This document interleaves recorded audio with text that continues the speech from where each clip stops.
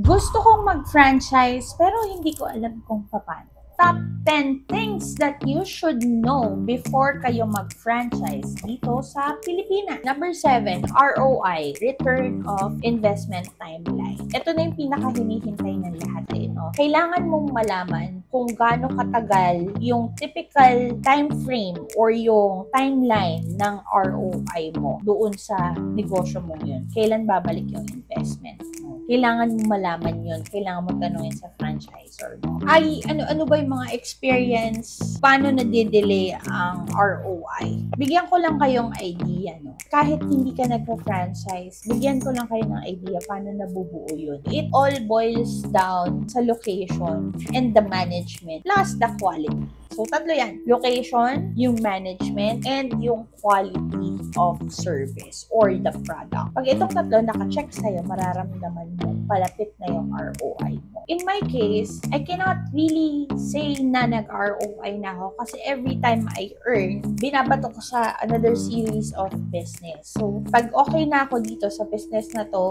gagano na naman ako. Pero under that umbrella of business lang. Like for example, yung pet store business ko. Under the pet store umbrella, doon ako nagdadagdag. Hindi ako nag-iibang industriya. If you were ask me kung ROI na ako, no.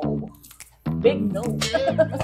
Pero, syempre, magkakaroon kayo ng reaction na, hindi ko po pala ROI, ba't ka nagtuturo? The most important thing na makuha mong information dito are the do's and don'ts. It doesn't mean yung credibility nung nagsasalita sa harapan mo, mali na dahil hindi niya na-achieve yun. Mas magandang matuto doon sa maraming pagkakamali. Thank you so much. Follow me on my social media page. Click the subscribe button below. Magtulungan tayo so that we will be the next future success stories. Thank you.